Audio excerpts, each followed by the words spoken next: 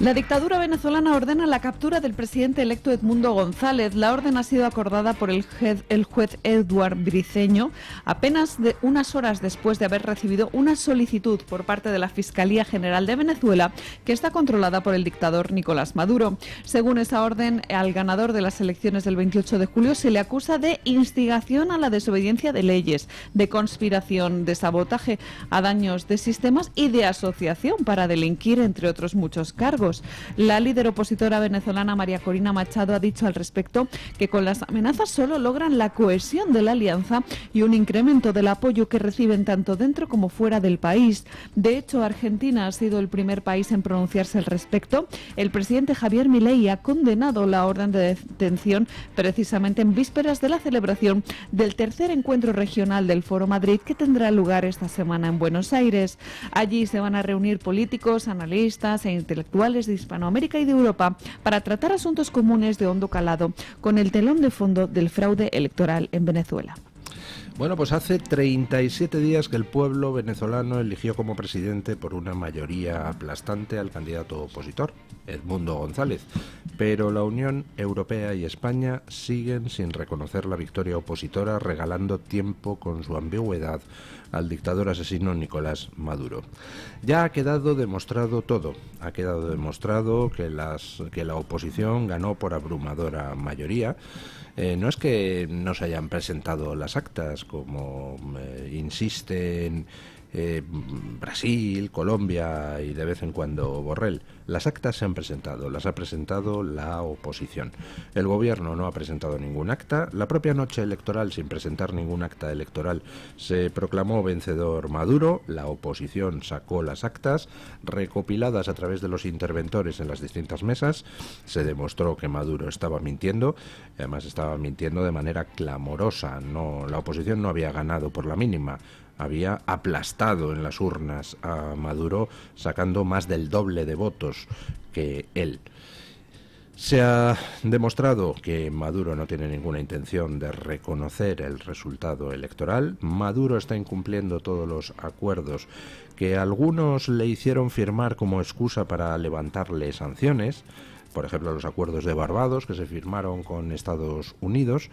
Y Maduro ha dejado claro que ni enseña actas, por supuesto, porque no las puede enseñar, porque son las de la oposición, ni está dispuesto a respetar ni siquiera su propia constitución venezolana. Ha exigido al Tribunal Supremo de Venezuela que emita un pronunciamiento cuando no está jurídicamente capacitado para ello, porque la Constitución no le otorga ese tipo de facultad.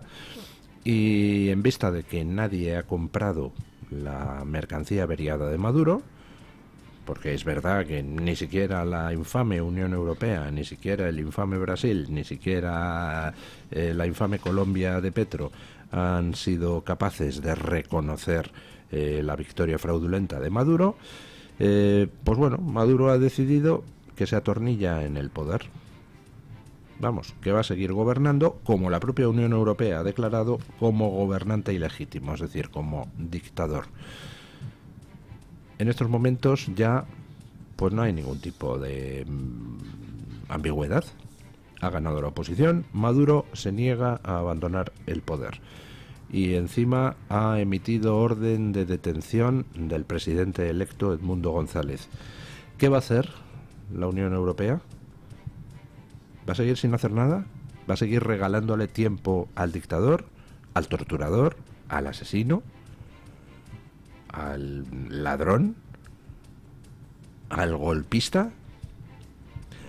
¿Va a mover un dedo la Unión Europea para conseguir la salida de Maduro? Puesto que Maduro se atornilla en el poder y se niega a reconocer que ha perdido, solo queda la vía de las sanciones. Solo queda la vía de la presión internacional sin límites para que Maduro salga del poder. Maduro no tiene una dictadura personal, es un régimen complicado donde Hay distintos sectores en disputa.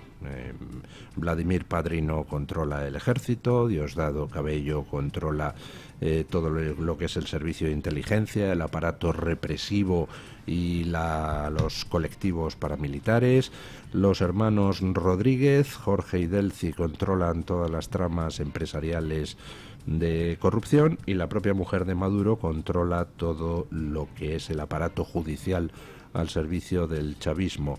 Son muchos personajes distintos, con los cubanos detrás maniobrando, con gente heredada de la época de Chávez.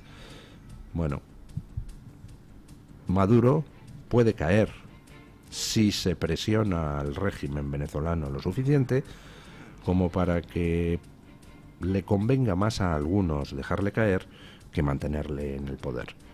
Desde luego, Maduro no se va a ir por sí solo, ya lo ha demostrado, y con esta orden de detención de Edmundo González lo ratifica. Por tanto, la presión hay que efectuarla desde dentro de Venezuela hacia el régimen, por supuesto, pero esa presión no sirve de nada si no hay una presión internacional contra el dictador para lanzarle un mensaje muy claro. Eres un dictador, has perdido, tienes que irte. Y si no te vas, tomaremos medidas para tratar de que tu estancia en el Palacio de Miraflores sea lo más complicada posible. Y nos toca a los europeos señalar a la Unión Europea, siempre infame, siempre del lado del mal, para exigirle que tome partido ya de una vez clara, de forma clara, y que empiece a recuperar las sanciones a personajes del régimen que levantó 2 meses antes de las elecciones en otra de sus decisiones infames. Y los partidos españoles tienen que presionar tanto a través del Parlamento Europeo como a su propio gobierno, porque Pedro Sánchez sigue regalando también tiempo al dictador Maduro.